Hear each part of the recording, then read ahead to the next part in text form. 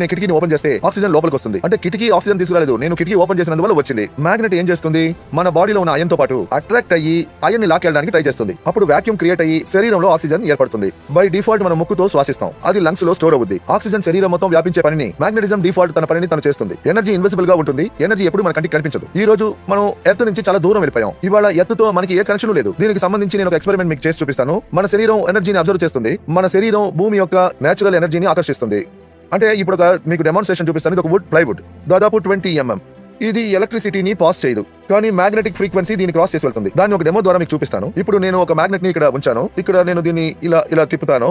చూసారా, ఇదే magnet influence చేసే పని, అంటే ఎనర్జీని పాస్ చేస్తుంది. ఇప్పుడు వుడ్ ఎలక్ట్రిక్ ఫ్రీక్వెన్సీని పాస్ చేయదు, కానీ మన బాడీ ఎలక్ట్రిక్ మ్యాగ్నెటిక్ ఫ్రీక్వెన్సీ కోసమే తయారైంది. ఇప్పుడు నేను ఒక చిన్న ఎగ్జాంపుల్ చూపిస్తాను. ఈ వైర్ ఉంది, ఈ వైర్ లో ఎలక్ట్రిసిటీ పాస్ అవుద్ది, కానీ ఈ వైర్ ని తాకితే నాకు షాక్ కొట్టదు. ఎందుకు షాక్ కొట్టదంటే దీనిపైన ప్లాస్టిక్ కోటింగ్ ఇవ్వబడింది. ఇందులో ఎనర్జీని నేను చెక్ చేయాలంటే ఏం చేయాలి, టెస్టర్ తో చెక్ చేయాలి. అంటే ఇందులో ఎలక్ట్రిసిటీ ఉందా లేదా అని చెక్ చేయాలి. అంటే ఎలక్ట్రిసిటీ నేను చూడలేను, కానీ ఈ ప్లాస్టిక్ ని నేను తీసేసానంటే అప్పుడు ఈ వైర్ ని నేను తాకితే నాకు భయంకరంగా షాక్ కొడుతుంది. అందువల్ల మీరే ఆలోచించి చూడండి, ఒక చిన్న 1 mm ప్లాస్టిక్ వైర్ మనల్ని షాక్ కొట్టకుండా కాపాడితే, అంటే మన షూ గానీ చెప్పులు గానీ వేసుకొని రోడ్డు మీద నడుస్తూ ఉంటాం, అలాగే పరిగెడతాం, అప్పుడు మనకి భూమి నుండి దొరికే ఎర్తింగ్ దొరకట్లేదు. అంటే మనకి ఇప్పుడు ఒక ఎగ్జాంపుల్ ఉంది, మనం భూమి నుంచి చాలా దూరం వెళ్ళిపోయాం, అందుకే మన శరీరంలో ఎన్నో వ్యాధులు వస్తున్నాయి. ఫ్రెండ్స్, మన ఎర్త్ ఉంది కదా, అది ఒక పెద్ద హ్యూజ్ మ్యాగ్నెటిక్ గోళం.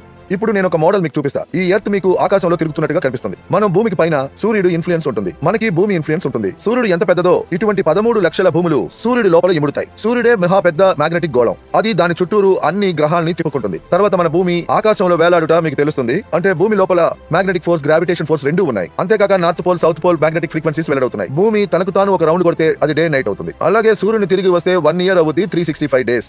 శరీరంలో ఆక్సిజన్ లెవెల్ ని 2 రకాలుగా ఇంక్రీజ్ చేయొచ్చు. ఒకటి యోగా ఎక్సర్సైజ్ ద్వారా, ఇంకొకటి బయోమాగ్నెటిజం ద్వారా. రెండిట్లో ఏదో ఒకటి చేసి తీరాలి. యోగా ఎక్సర్సైజ్ చేయడం అనేది కోట్లాది మందికి తెలుసు, కానీ అది చెయ్యరు.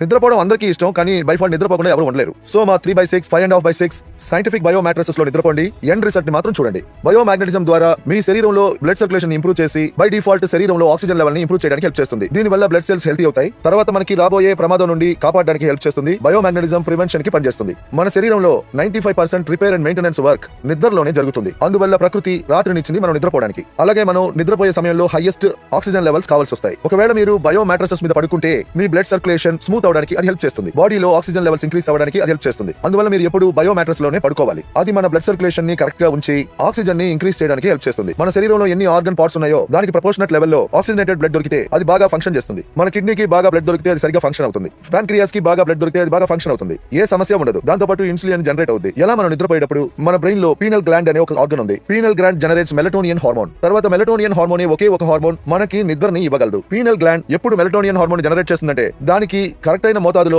ఆక్సిజనేటెడ్ బ్లడ్ దొరికినప్పుడు, ప్రాపర్ మోతాదులో ఆక్సిజనేటెడ్ బ్లడ్ దొరికిందంటే పీనల్ గ్లాండ్ మెలటోనియన్ హార్మోన్ ని జనరేట్ చేస్తుంది. అప్పుడు మనం 8 గంటలు ప్రశాంతంగా నిద్రపోవచ్చు.